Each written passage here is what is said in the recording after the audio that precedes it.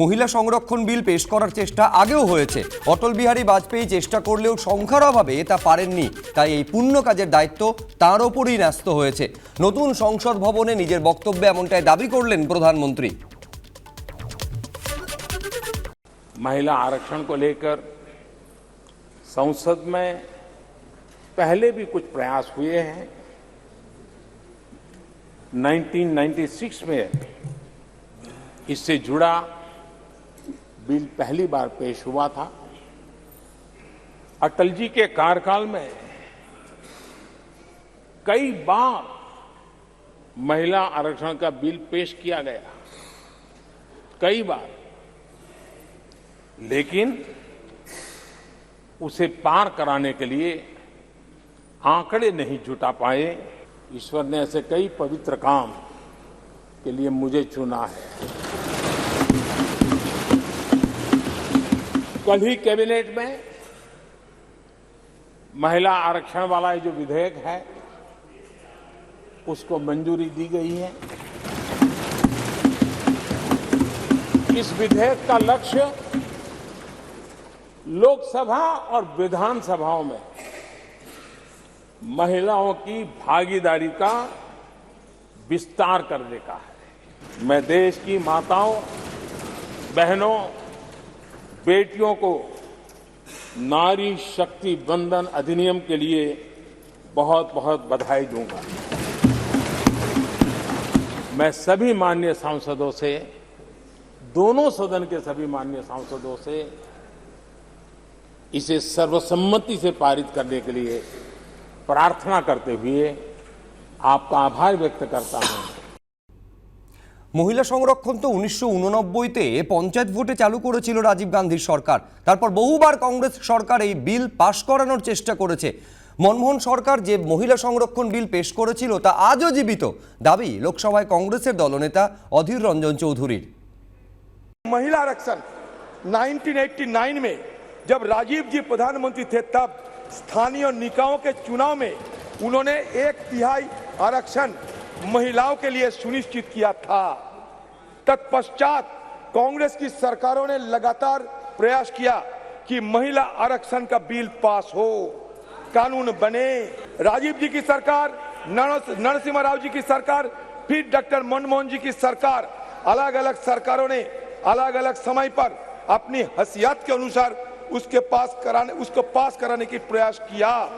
कभी राज्यसभा में पास होता था, लोकसभा में नहीं होता था, कभी लोकसभा में होता था, राज्यसभा में गिर जाता था।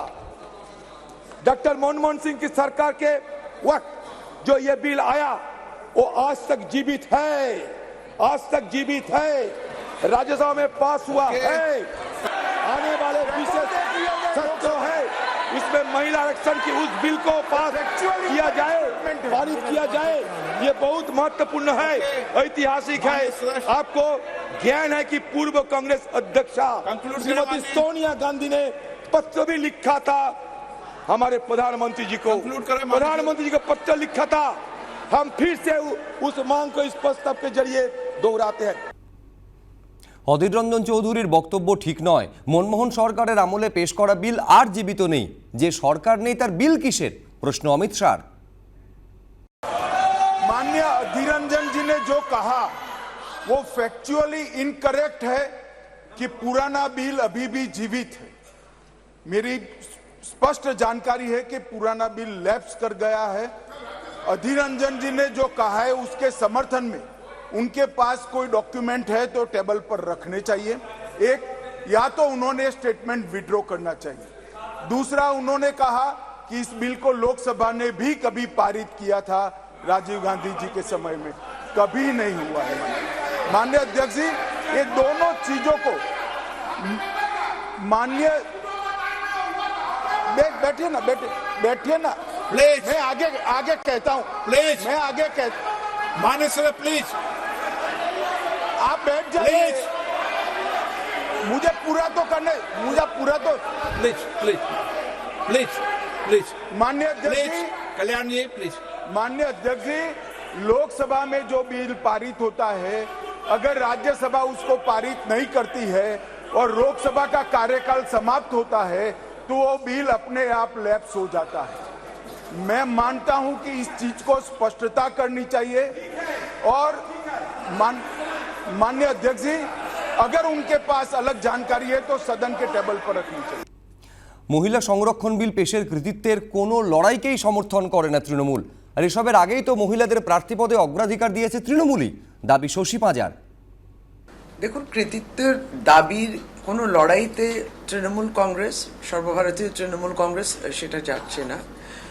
কিন্তু যখন এটা আইনে পরিণত হয়নি, বিভিন্ন কারণে সমর্থন অসম্পূর্ণ ছিল অনেকেরই, অনেক দলের, তখন কিন্তু একটি রাজনৈতিক পার্টি কিন্তু একটা নিদর্শন রেখেছে এআইটিসি, সেটা হচ্ছে যে যখনই নির্বাচন আসছে, সেটা লোকসভা নির্বাচন হোক কিংবা আমাদের এই রাজ্যের নির্বাচন হোক, তখন যে সংখ্যা টিকিট দেয়া হতো মহিলাদের, সেই সংখ্যায় কিন্তু নিশ্চয়ই একটা অগ্রাধিকার দিয়ে অল ইন্ডিয়া তৃণমূল কংগ্রেস মহিলাদের প্রার্থী করেছেন।